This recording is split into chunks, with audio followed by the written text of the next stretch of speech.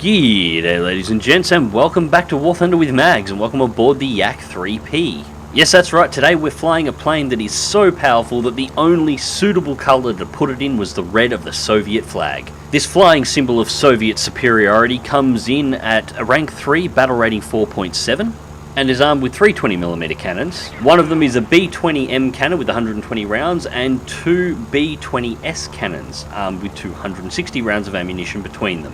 What's the difference between the M and the S? I have absolutely no idea. They have the same velocity, the same shells, and apparently do the same damage. So, there you have it. So, let's cut right through the bullshit. This is straight up one of the most controversial aircraft in War Thunder. It is the one that is almost universally called out as being overpowered. But is it really? Personally, I think it is, but not for many of the reasons that people tend to go on. Firstly, people tend to complain about the guns. They're basically the same 20mm cannons that go into every other Yak. Personally, I don't find them as effective as the MG151s or the 20mm Hispanos that British aircraft get. So I don't think the guns are actually a problem with this thing at all. Another thing that is constantly complained about is its maneuverability.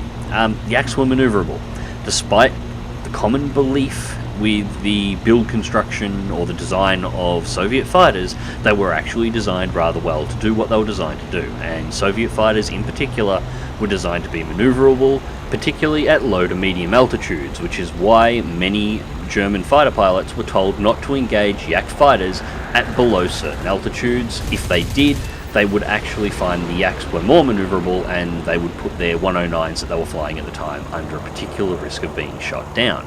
Now, just to be clear on that, if an aircraft was at low altitude, Germans would engage it. They would engage it in a high-speed boom and zoom or hit and run pass, and then vacate the area.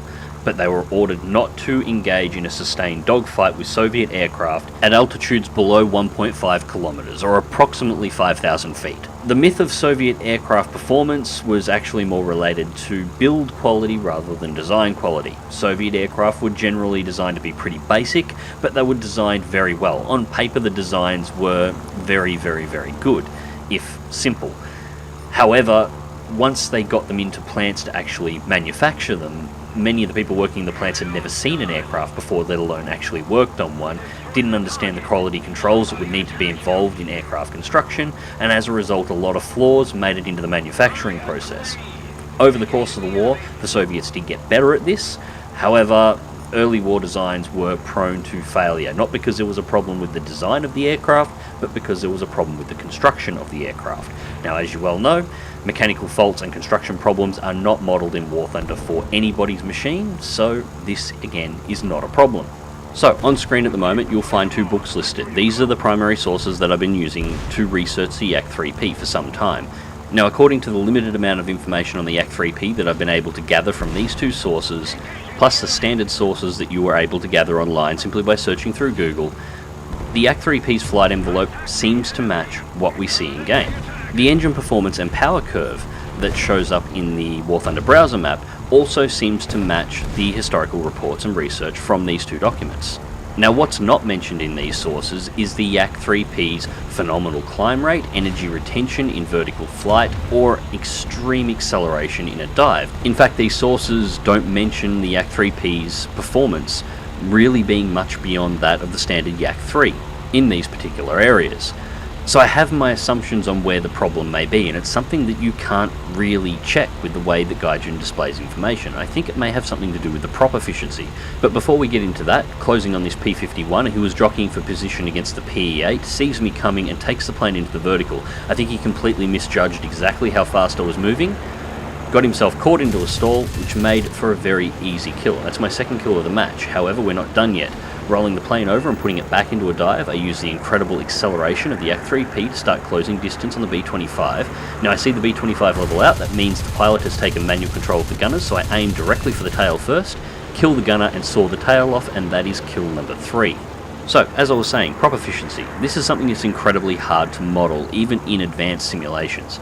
There are actually 4 areas of force being applied to a prop as it's operating.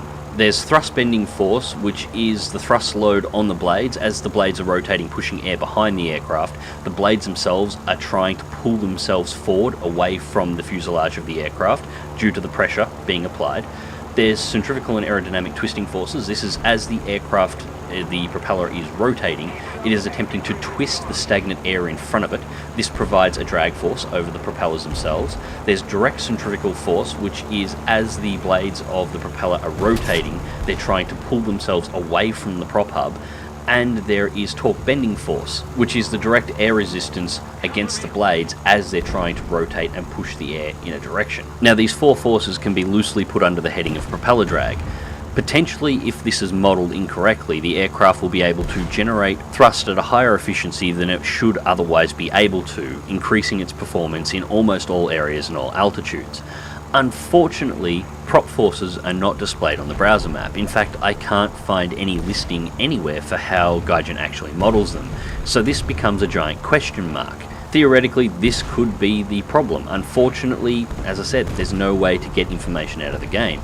And even worse than that, there's no information that I can find on the Yak-3P to actually compare any information that I did get out of the browser map to directly. And so, for the moment, it will have to remain a theory. And part of the reason why you cannot get information on this aircraft, and this is something I think a lot of people don't realise about the Yak-3P. The Yak-3P is a post-war aircraft. It never saw combat in World War II. Now, to be clear on that, the Yak-3P was based on the Yak-3, which was designed and did fly in World War II. However, following the surrender of Germany in 1945, the Soviet Union was somewhat concerned that perhaps the Allies may not want to stop at Berlin. Maybe they'll want to keep going. So as a result, a huge number of upgraded aircraft were ordered into production. And the Yak-3P was one of them. Now, I absolutely blindside this P-51 here. He was not expecting a rollover and a dive. When he pulled the plane into the vertical, he most certainly wasn't expecting me to follow.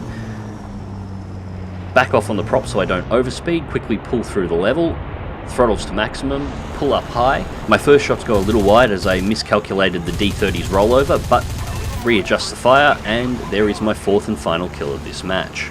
At this point, there are 3 aircraft remaining. There's one Spitfire on high that will be shot down in a few moments. There's a F4U Corsair that is at low altitude. He crashes, and the final pilot on the enemy team J's out rather than finishing off the fight. So this is pretty much the end of the match. So to finish this up, what I'm saying is not that the Yak-3P is built on post-war technology. It's not. It's a souped-up hot rod version of a Yak-3, with some brazen 12.7mm machine guns that have been modified to fire 20mm Shavak ammunition in order to save weight. That's all this plane is. But it was built after Germany's surrender in 1945 and therefore saw no combat service in its lifetime. And as a result of not seeing any combat service, well, historians tend to be interested in aircraft that actually did something in their time in service. They tend to be interested in aircraft that fought, shot somebody down, even if they're enemy aircraft, which is why it's so easy to find information on so many planes that did actually fight. This plane didn't do anything except parades. It flew over parades, it was shown off at Air Force bases, it was used as a demonstration of the technology that the Soviet Union used to defeat the Luftwaffe, even though this particular plane never actually saw a Luftwaffe aircraft in its entire lifetime. So finding detailed information on it can actually be quite the challenge. What I've managed to find is small snippets here and there over 2 books, and no other Yakovlev book that I've been able to locate has any more information on this aircraft other than the fact that it existed. And incidentally, this is why those who have been trying to work out and prove that the Yak-3P's performance is too high can't provide you with any numbers, because, well, there are none. Well, I'm sure there probably are some numbers floating around somewhere, but because this plane is largely uninteresting to the Western world as a result of not seeing any combat service, those documents are likely only in Cyrillic and have never been translated. And there are no captured documentation for the aircraft either, as the aircraft never saw combat service, so nobody ever captured one, so there's no way to get a comparative test. So at the moment, while I still do believe that this aircraft is slightly overperforming, just not in the way that many people seem to think it does, and I have my suspicions about what's probably causing that, neither War Thunder the game itself gives me enough information to analyse the performance, and well, history doesn't provide me with enough documentation to do a comparison, so I can only do assumptions, and that's all anybody's going to be able to do. And be wary of anybody who talks about the Yak-3P's real-world combat performance, because this plane never fired a shot in anger in its entire life. But anyway, that's enough of that. Let's go through to the results. So, results for the match. First place for the team with 4 kills, we got Bomber Rescuer, Shadow Strike Streak X3, Multi-Strike X2, Teamwork, The Best Squad, Terror of the Sky and Bulletproof, 81,190 Silver Lions and 3,704 research points. On a premium account, base research points only, as I'm not researching any aircraft at the moment. So anyways, ladies and gentlemen, that's the Yak-3P, a plane that, for the moment, appears as going to remain a bit of an enigma. It's one that, at least, is beyond my ability to sort out at this time, unless somebody has some better research or we get some more information from Gaijin in regards to this aircraft. So, do you think I'm right? Do you think I'm wrong? Do you think there's a different problem with the aircraft? Or do you think there's no problem with the aircraft at all? Let me know in the comments below. Thank you very much for watching me waffle on about the Yak-3P for 10 minutes.